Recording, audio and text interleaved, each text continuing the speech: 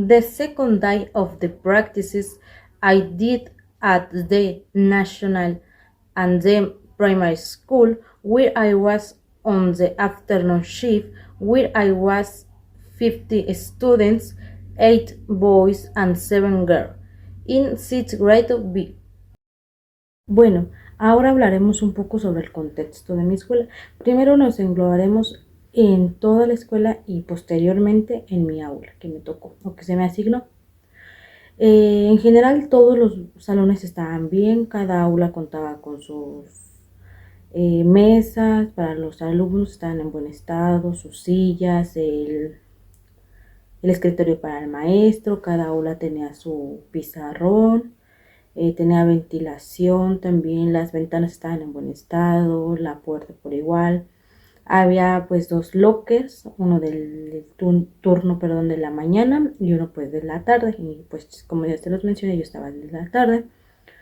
La escuela contaba con sus baños, solamente que en los baños no había papel, pero cada maestro en su salón tenían paquetes de papel que se les pedía a los alumnos, entonces en ese caso pues no había ningún problema.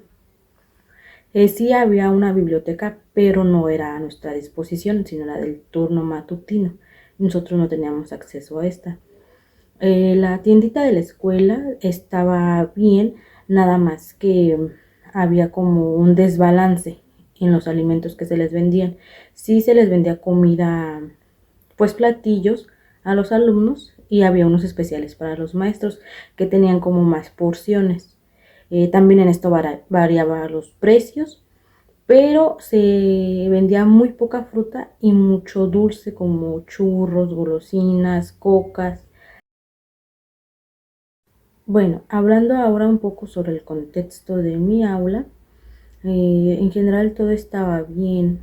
eh, los alumnos, pues sí había ciertos roces, pues siendo niños que no llegaban en acuerdos en algunas cosas, pero si yo les ponía una actividad grupal, sí la hacían como las pausas activas, las dinámicas, todo trabajaban bien. Nada más si entre ellos como que no se hablaban mucho, pero sí había esta colaboración al momento que yo les ponía alguna actividad. Me participaban de manera general, algunos más que otros obviamente, pero en final de cuentas todos me participaban muy bien. Nos centraremos en el campo de lenguajes. Como ya se los mencioné, mi metodología fue ABP y el nombre de mi proyecto fue El tiempo de los sueños. Como proyecto final yo les puse a mis alumnos que me hicieran su autobiografía y también me la pasaran a exponer delante de mí y de sus compañeros. Intermedio a esto también me hicieron una línea del tiempo donde me plasmaron sus recuerdos más importantes desde el preescolar hasta la actualidad, en el cual pues me platicaron que conocieron amigos, se cambiaron de casa, etcétera, etcétera. Yo más que nada hice esto porque en mi primera jornada de observación me percaté que los alumnos eran como muy tímidos al momento de pasar a exponer, o sí se paraban enfrente, pero se reían o ya vacilando, así.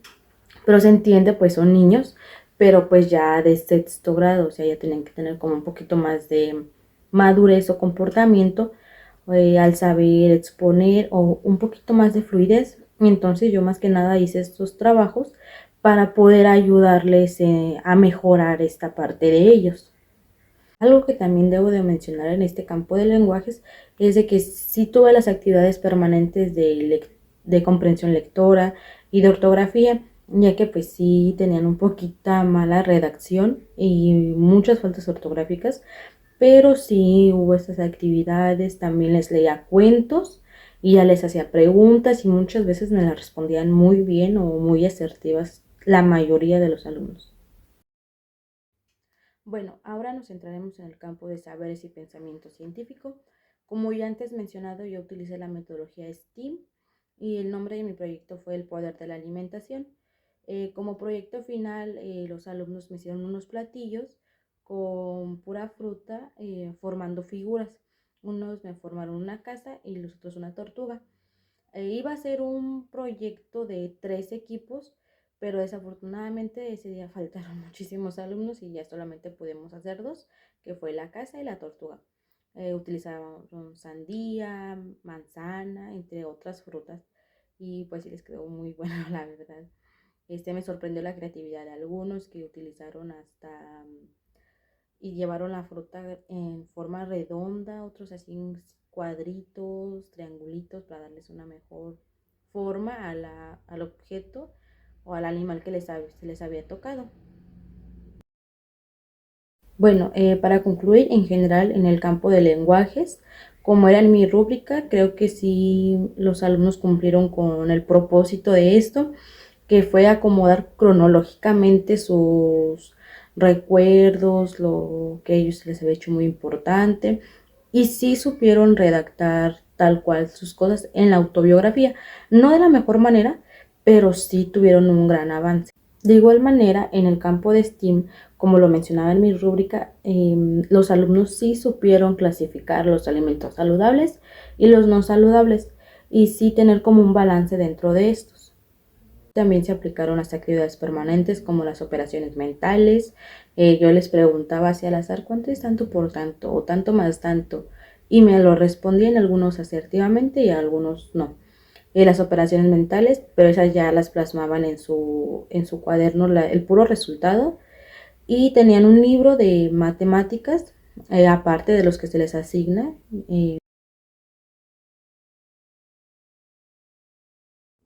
Todo esto me ayudó y fortaleció en mi formación docente para involucrarme en el contexto de los alumnos, el cual siempre buscan o encuentran una manera divertida de hacer cualquier actividad o tarea. Es una motivación e inspiración para lograr realizar todo con una sonrisa. Como tal lo menciona Vygotsky, la interacción entre los alumnos, su diálogo y sobre todo el trabajo colaborativo les ayuda mucho a los estudiantes a construir conocimientos más significativos. Por otro lado, también menciona que yo solamente les brindo la información, ellos mismos van creando su conocimiento, yo seré su guía, pero ellos deben de avanzar por sí solos de manera autónoma. En esta jornada de prácticas, como lo menciona John Dewey, yo fui a aprender junto con los alumnos, yo no fui a enseñar, ya que mi aprendizaje va a estar basado a la experiencia. En este camino asumo que la práctica docente es un proceso permanente de reflexión y mejora. Cada clase, cada error y cada logro se convierten en oportunidades para repensar mi quehacer como docente. Ser docente para mí significa mantener una actitud crítica, sensible y comprometida, entendiendo que educar es un acto profundamente humano que deja huella tanto en quienes aprenden como en quien enseña. Thanks to the National Academic School for their tours in my teaching training.